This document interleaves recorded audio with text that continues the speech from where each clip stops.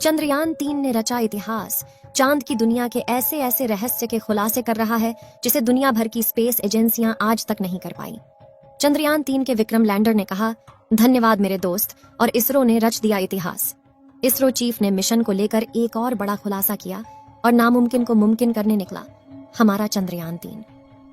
दोस्तों, हम सभी इस बात को बहुत अच्छे से जानते हैं कि चंद्रयान 3 हमारे लिए कितना बड़ा और महत्वपूर्ण मिशन है, क्योंकि इस मिशन के पीछे हमारे वैज्ञानिकों की कई सालों की मेहनत, सैकड़ों करोड़ों रुपए का बजट और सबसे जरूरी हमारे देश की साख भी दांव पर लगी हुई है। और अभी तक के मिशन को अगर देखें तो चंद्रयान 3 ने हमारे सर को एक पल के लिए भी झुकने नहीं दिया है। एक से बढ़कर एक मुश्किलों को भी हमारा यह अंतरिक्ष यान चुटकियों में पार करते हुए आगे बढ़ रहा है। इसी सिलसिले में चंद्रयान ने फिर से एक ऐसा कारनामा कर दिखाया है जिससे हम सभी भारतवासियों का सीना गर्व से चौड़ा हो रहा है।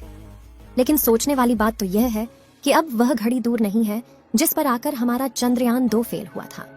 चंद्रयान 3 के लिए आगे की स्थिति बहुत ज्यादा भयानक और खतरनाक होने वाली है, जिससे वैज्ञानिकों को इस मुश्किल पड़ाव से सामना करते हुए चंद्रयान 3 की सफलतापूर्वक सॉफ्ट लैंडिंग करानी है। इसरो के चेयरमैन एस सोमनाथ ने लैंडिंग के बारे में अहम जानकारी देते हुए यह साफ कर दिया है कि अब आगे का सफर चंद्रयान के लिए सबसे ज्यादा मुश्किल होने वाला है। और इसी के चलते इसरो के कमांड सेंटर में मौजूद वैज्ञानिक 24 घंटे बिना रुके इस मिशन को सफल बनाने की कोशिश में जुट गए हैं। तो आखिर इसरो चीफ ने ऐसा क्या कह दिया कि इस मिशन को लेकर वैज्ञानिक ही नहीं बल्कि आम लोगों की चिंता बढ़ गई है? चंद्रयान ने ऐसा क्या कारनामा किया है? दुनिया भर में लोग इसके सफल की कसीदे गढ़ रहे हैं और अब आगे सॉफ्ट लैंडिंग करने के लिए इसको कौन कौन सी चुनौतियों का सामना करना होगा, ये सब कुछ आज हम आपको बताने वाले हैं, इसलिए वीडियो को अंत तक जरूर देखें। आप देख रहे हैं जीके दृष्टि यूट्यूब चैनल। दोस्तों, चंद्रयान 3 इस समय चांद की सतह के बेहद नजदीक है और इसका आखिरी पड़ाव यानी लैंडिंग प्रोसीजर स्टार्ट हो चुका है। इस सब की शुरुआत 16 अगस्त को हुई जब चंद्रयान को चांद की 153 × 163 किलोमीटर वाले 5वें और आखिरी ऑर्बिट में इंटर कराया गया। इसके बाद यह चक्कर पूरा करके अगले ही दिन यानी 17 अगस्त को इसके लैंडर और प्रोपल्शन मॉड्यूल को एक दूसरे से अलग किया गया। ऐसा करने के लिए वैज्ञानिकों ने चंद्रयान के अंदर एक छोटा सा विस्फोट किया, जिससे दोनों हिस्सों को जोड़कर रखने वाला हुक टूट गया और स्प्रिंग्स से मिले धक्के की बदौलत लैंडर मॉड्यूल अपने प्रोपल्शन मॉड्यूल को पीछे छोड़कर खुद आगे बढ़ गया। इसी दौरान लैंडर मॉड्यूल के प्रोपल्शन मॉड्यूल को मैसेज देते हुए कहा कि यहाँ तक के सफर के लिए शुक्रिया मेरे दोस्त, और इस तरह अलविदा कहकर ये आगे अपने सफर पर निकल गया।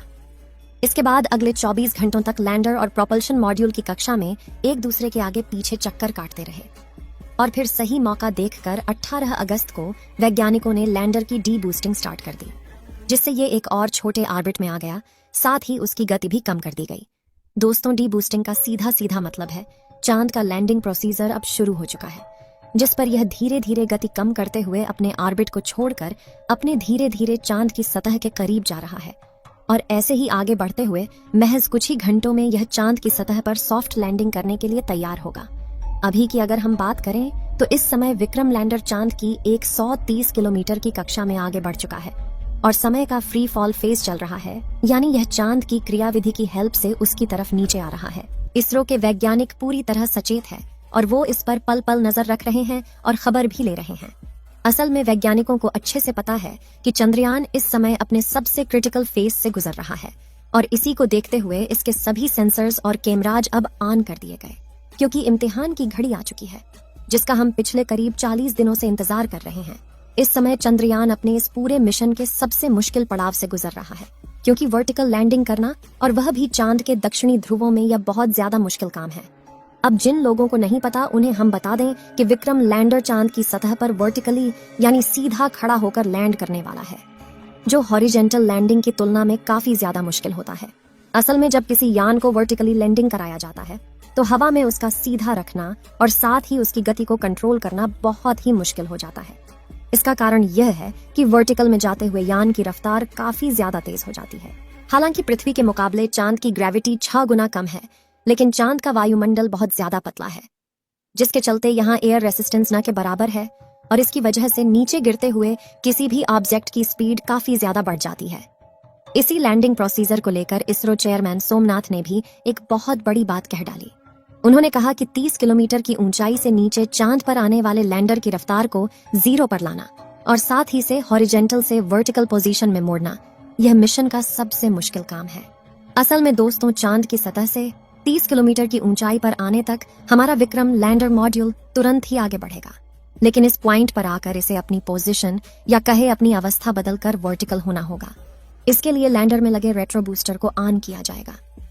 लेकिन यह काम काफी ज्यादा कैलकुलेशन का होने वाला है, क्योंकि बूस्टर को अगर आवश्यकता के अनुसार जितनी जरूरत है उतनी मात्रा और उतनी देर तक फायर नहीं किया गया तो लैंडर वर्टिकल नहीं हो पाएगा।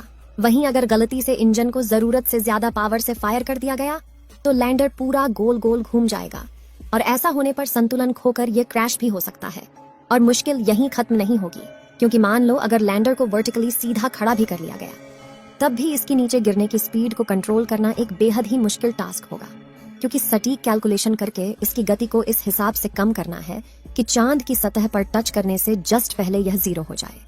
इन सब के दौरान लैंडिंग साइट को ढूंढना, लैंडिंग के लिए तय की गई जगह ठीक है या नहीं, इसका पता लगाना, और अगर जगह ठीक नहीं है तो कोई दूसरी जगह तलाश करना, ये सब चीजें भी होती रहेंगी।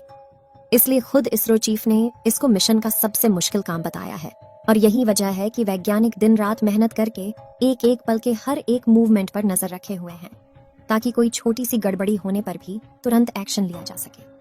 वैसे हमारे वैज्ञानिक पर हम पूरा भरोसा करते हैं कि जैसे उन्होंने मिशन के पिछले सभी बाधाओं को पार किया, वैसे ही इस चैलेंज को भी पार कर लेंगे। क्योंकि एक तो हमारे वैज्ञानिक बहुत ज्यादा काबिल है, जिसमें कोई शक की बात नहीं है, और दूसरा इनके पास चंद्रयान 2 के फेलियर का एक्सपीरियंस भी है। आपको बता दें, आज से 4 साल पहले चंद्रयान 2 का विक्रम लैंडर अपने लैंडिंग प्रोसीजर के दौरान क्रैश हुआ था। इसलिए इस मिशन में क्या गलतियां पहले हुई और क्या गलतियां आगे हो सकती हैं, इन सब के बारे में वैज्ञानिकों को बहुत अच्छे से पता है, और अपने पिछली सभी गलतियों को सुधार करके ही चंद्रयान 3 मिशन को लॉन्च किया गया है। अगर हम चंद्रयान 2 और चंद्रयान 3 के विक्रम लैंडर की आपस में तुलना करें तो इसमें कई बड़े और अहम बदलाव देखने को मिलते हैं। सबसे पहले तो चंद्रयान 3 के लैंडर में 4 इंजन लगाए गए, जबकि चंद्रयान 2 के लैंडर में ये 5 थे। इस बार लैंडर की बेहतर बैलेंसिंग के लिए एक इंजन को कम किया गया है। इसके अलावा चंद्रयान की लेग्स जिन पर लैंड करेगा, उनको भी पहले से काफी ज्यादा मजबूत मिलिट्री ग्रेड मटेरियल से बनाया गया है। यह इतना मजबूत है कि अगर लैंडर किसी वजह से थोड़ी बहुत हार्ड लैंडिंग भी करता है तो लेग्स को कुछ भी नुकसान नहीं होगा। इसके अलावा इस बार लैंडर में लेजर डॉपलर वेलोसिटी मीटर और लैंडर हॉरिजॉन वेलोसिटी कैमरा जैसे एडवांस उपकरणों को लगाया गया है। लेकिन इस फिजिकल डिफरेंट के अलावा जो सबसे बड़ा बदलाव इस बार हमारे लैंडर में किया गया है वो है AI बेस्ड कंप्यूटर सिस्टम। दरअसल इस बार लैंडर के कंप्यूटर को एक बेहद ही एडवांस AI के साथ एक वृद्ध करके काफी ज्यादा स्ट्रांग बनाया गया है। यह सिस्टम इतना कैपेबल है कि बिना किसी कमांड के खुद अपने दम पर लैंडिंग को अंजाम दे सकता है। इसके सोचने और फैसला लेने के सिस्टम को बिल्कुल वैसे डिजाइन किया गया है जैसे हम इंसान अपने दिमाग की मदद से सोच समझकर कोई फैसला लेते हैं।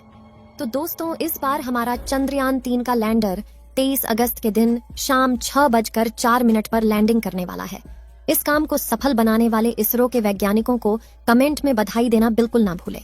चलिए दोस्तों, इस वीडियो को यहीं पर खत्म करते हैं। इस वीडियो को एक लाइक जरूर करें और अपने मित्रों तक इस वीडियो को शेयर करें ताकि उन्हें भी जानकारी मिल सके, और अपने भरोसेमंद चैनल को सब्सक्राइब जरूर करें और बेल आइकन को ऑल पर सिलेक्ट करना बिल्कुल ना भूलें। मिलते हैं किसी और नॉलेजेबल वीडियो के साथ। वीडियो को अंत तक देखने के लिए धन्यवाद।